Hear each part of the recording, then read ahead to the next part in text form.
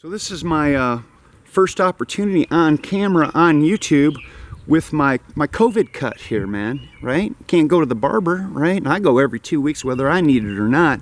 So I sat in a chair in my garage and my wife attacked me with a electric clipper with great anxiety, I might add, but don't worry, I pumped her up, so it's okay, it'll grow back. If any problems are created, it'll always grow back. But man, I'm really digging on this, right? I don't have to mess with hair too much anymore. So there it is. Let's get into our problem that I want to show you here.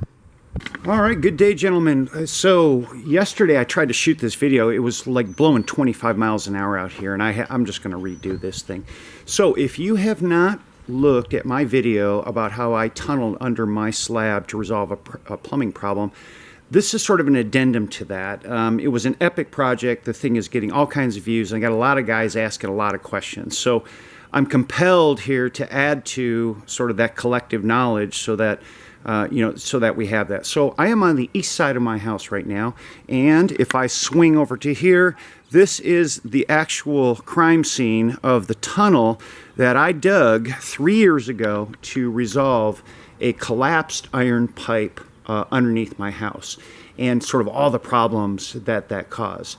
Now, if I swing to the east to my next door neighbor, you will see that they're not installing a irrigation system here, right? This is a much larger problem than that. So what they've got here is, whoops, I almost fell on my face, a huge trench that's been dug within this front yard up to the house, and the actual work right now stops at the house. It's not going underneath, so they don't have a tunnel, but they certainly have a trench. The plumbers have already installed PVC and did somewhat of a backfill here. That trench was actually deeper. What is a fascination is if you come down here, and we have got a legitimate 6 feet of hole dug, and the plumbers have taken the PVC, and we got some really sketchy, there it is, right there. That is the marriage of the new PVC to the iron that's going up underneath the street. There's some of the old iron that was actually in place. I did take a look at that, and like the lower side of it was the biggest problem. That's where most of the trouble was located. Now, they had multiple problems. They had separation of the pipes where the alignment was off, and wherever there was a joint, it sort of fell loose. Then they have this big tree out here, and you can see the roots are everywhere, right? So that was impacting the pipe as well in a number of places. I think my neighbor told me there was about 4 opportunities for that tree to violate the pipe, let's say. I happened to be here yesterday. I am working, and I'm just like kind of catch as catch can getting information, but the plumbers were here, and they put up a camera up the pipe toward the house. You know how those guys do, they're just like, sometimes they're just total assholes. Oh, you got a lot of problems here, sort of that fear-based thing that they do. And they already knew that they have a problem. We all know that we have a problem, and it's just completely unnecessary. It's just, just give us the facts here, right? You don't need to, provide all that drama and, theatrics around it. It's like, oh, he's lining up his next job is what he's doing. So I hate that when they do that. It's just tell me what's going on. What do you see, right? Just, you don't have to do all that. It's kind of one of those guys.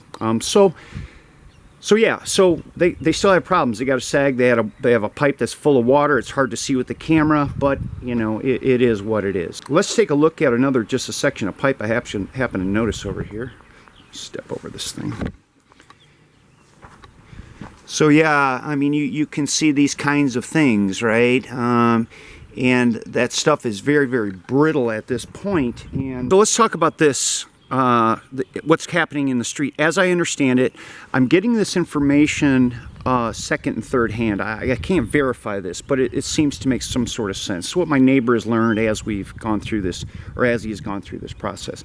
So if I take a look down the street, the water main runs on this side of the street, and you can see there's access holes and so forth from the city. They're pretty much everywhere. I don't know what, right? But here's another one. Now on this side of the street is where the sewage main is laid. So on the paperwork, if you look at the paperwork, it says that the customer, the homeowner, is responsible for the waste pipe leading out to the actual waste main. That means that that's clear across the street, right? So it would be all this distance here. And the city picks it up at the main. The problem with that is that the city doesn't want, on an individualized basis, on a house-by-house basis, as problems are developed, they don't want everybody to come out here and plow up the street, right? And you don't want to just in front of your house. They don't want that. So it's really, really sketchy to me at this point as to how that's actually going to work. So is the city going to come out? So there's clearly more problems that come out of my neighbor's yard and out into the, we'll call it the city owned property. What kind of intervention are we in for here, right? What is the cost? Who's going to pay for all that? How far are we going to go? You know, the time in scheduling and so forth, and the availability of the city to do their thing. That city, they move slow as hell, man. I mean, they just don't move. So, you know, what is it going to take in order to get this, you know, resolved? All right, so let's take another look down in the hole at the deepest part at the sidewalk where the plumbers have coupled to the iron. Let me see if I can get down in here. Right there where it marries to more iron underneath the sidewalk. There are still problems with that pipe that continues onto the street. So who fixes that, how it's fixed, who pays for it, when it's done is all up for grabs here. At least they have a sewage discharge that actually works, but they've got a gigantic hole in their front yard. So we're in front of my house, and the city owns the sidewalk here. As a point of information and how fast the city moves, it took me 3 years to get this cracked up sidewalk. It had actually sunk, and it was just a little off, but it created quite a hazard actually. To get it fixed, right? So when you have the sewage problem, and then, you know, how fast are they going to move? Who knows, right? Nobody knows. And then you've got this happening out here, 3 weeks, and that's 3 years, and that's me dogging these guys, right? To come out here, and when are you going to get it done? Once they committed to doing it, it happened quickly, but it doesn't happen fast. All right, we are on the west side of my house, and you'll notice this house behind us. That's obviously one of my neighbors across the alley, and there were two things that actually happened over there. I don't know them very well, so I can't go like interview, and I can't go run over there with a camera or, you know, do any of these things. But what I could do was talk to a number of plumbers that I saw coming and going. What happened over there, and I'll throw up a picture right here.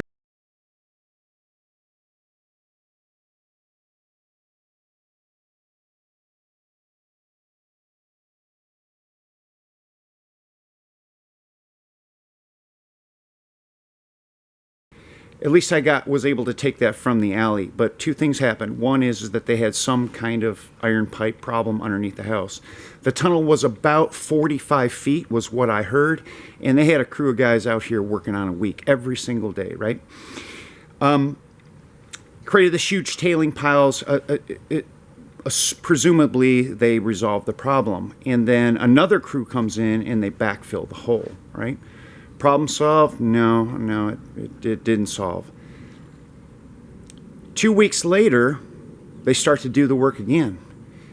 I find out, yet again, third hand, right, that the guys who backfilled the tunnel didn't do it properly, and that somehow caused problems with the new plumbing that had been installed. So for another week, they dug a tunnel and removed everything that had been put in, redid that, and I haven't seen those guys back since.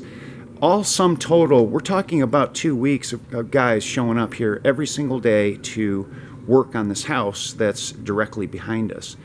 I don't know the details. It looked horrible. There was no good news coming out of that. And that's what I know, and that's what I heard. So rumor has it that this job over here, like the first attempt, I'll call it, was about $25,000.